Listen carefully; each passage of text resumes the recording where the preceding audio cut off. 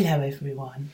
I'm sure you are already aware that boundaries are something you need, particularly as an empath, and without them you end up with all sorts of energy problems that I know you can probably relate to. Do you understand? About how awful it can actually be to be constantly off balance, being affected by everybody else's stuff. Now, you don't even have to be around people, do you, to experience this? You could be on your own. Suddenly, your mood's completely different. You're thinking, what happened? Now, it is true that some of this can be your own stuff. And this is where we get really, really confused. I lived in this state for so long. What's wrong with me? Is it mine? Is it someone else's? Trying always to work out what it was so that I could solve it. This doesn't work, by the way. I found out through many years of learning on a psychological level as a training as a therapist, learning about energy, that this doesn't work. What we're actually trying to do here is to resolve the problem, trying to resolve the unbalanced feeling we've got and the pain. But trying to work out what it is actually just puts you more into the pain. So this is where boundaries come in, where you learn about your own space. You start to redirect your attention away from others so that you're more focused on you. This is a really, really huge step that empaths need to make. So you know it's bad, obviously, and it feels dreadful. But there are actually some other consequences that you might not be aware of when you haven't got a strong boundary. And it's important that you know this. Lovely people, you're living in an energetic soup. That's how I like to describe it. Now, if everyone was the same flavour as you probably wouldn't feel that bad if you were the same as everybody else. But if you're chicken soup and you're mixing with a lot of tomato soup, this is going to taste blooming awful. It's time to stop doing this. Living in other people's energies, which what happens when you haven't got a boundary, is never going to feel right to you. How could it? It's like wearing somebody else's dirty slippers, putting yourself somewhere that's not yours, wearing somebody else's clothes. Your energy is the only energy that's going to feel right to you. So if you're living in other people's, that's just going to feel uncomfortable. And this is what happens when you haven't got boundaries. So it's not just that you're affected by other people's energy and you feel it. It's a bit more than that. You're not in your space, so you're never going to feel comfortable. So that's the number one reason why it is so important to have a boundary. Now, I know as an empath you're a caring soul, somebody who wants to make a difference in the world. Empaths are kind and gentle, and you wouldn't want to hurt anyone. That is the intention of an empath, and what a wonderful intention this is. There's something I didn't realise for a very long time, and I want to share this with you here and now. This is not about feeling bad or starting to beat yourself with a stick. I imagine you do that enough as it is. This is more about a realisation of something that can really free you and help you. It's for your own self-awareness, so you can make new choices for yourself. When you care a lot and you enter the energy of other people, now for whatever reason that happens, the chances are you're taking on board that feeling as your own. You start to then experience it as though it's your feeling. Now, so what does this actually mean? Well, your mood and your energy vibration lowers. You're now living out of a negative emotional state. And what can happen is if you're living in a low vibration, negative state, no matter where it's come from, if it's become you, you are then spreading that negative vibe out there. Now that is the last thing you want to do, isn't it? It's the last thing you mean, or how you are intending to be. In fact, it's the absolute opposite. I know that's how I felt about it.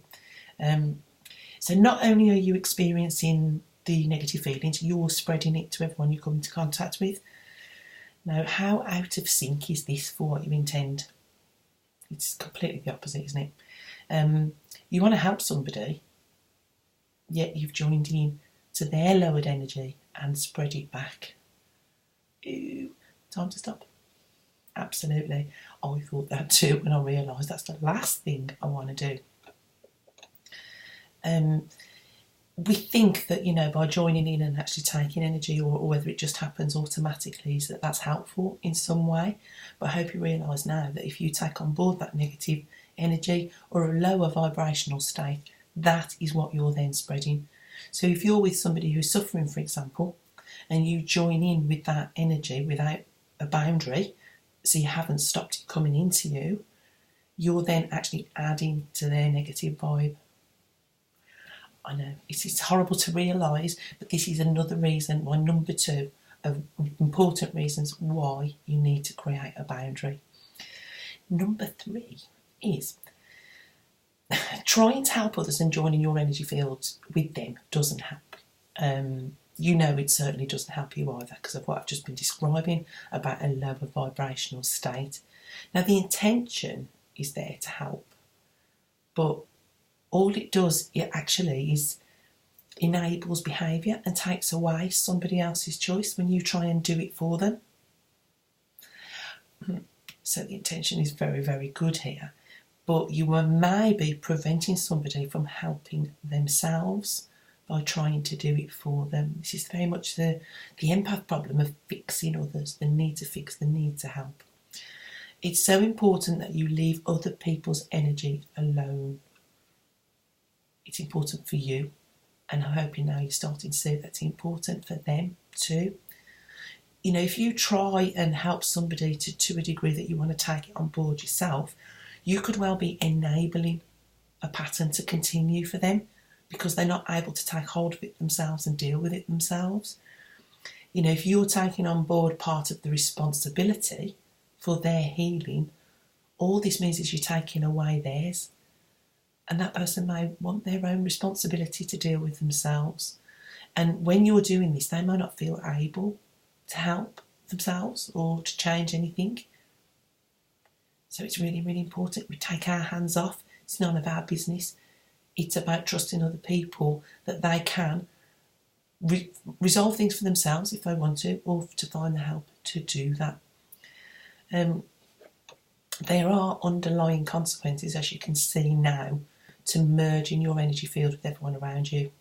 And it goes beyond the way you're feeling, the difficulty and the pain that causes for you.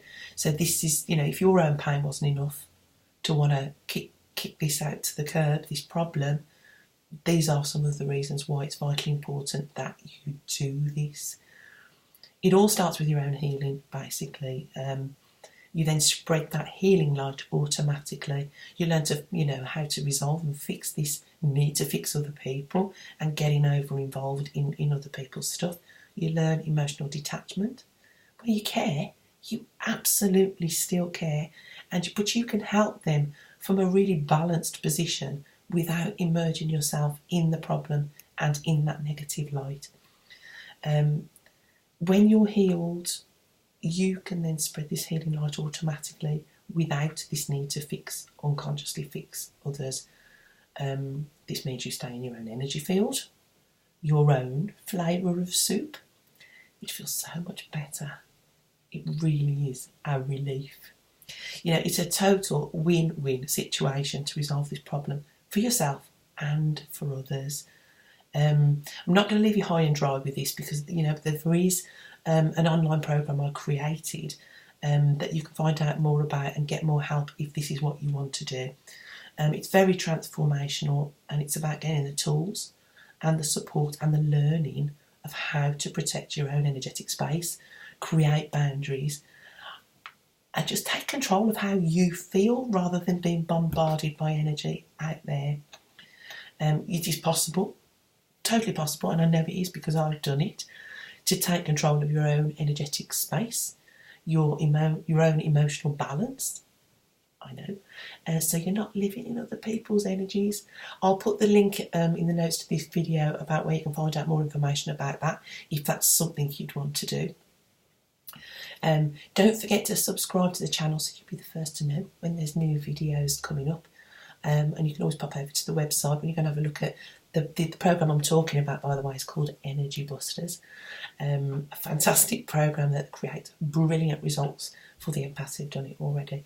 And I'm using, techniques, tools, psychological tools, obviously from a therapist point of view, and also my own personal experience, what's worked for me, that why I'm not in that same place I was years ago, being massively affected by other people's energy. And this is something that really doesn't bother me now. This is not to say that you don't feel it. You can feel it and be amused by it. You can feel it and be interested and curious about it. It's like having a little bit of inside information.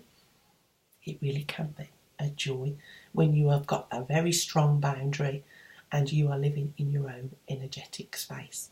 So hop on over and have a look at that. Have a look at the website. There's lots of free stuff on there, lots of blogs and advice for you, lovely empath, to help you on your way to ditching the curse, because you do not have to suffer with being an empath.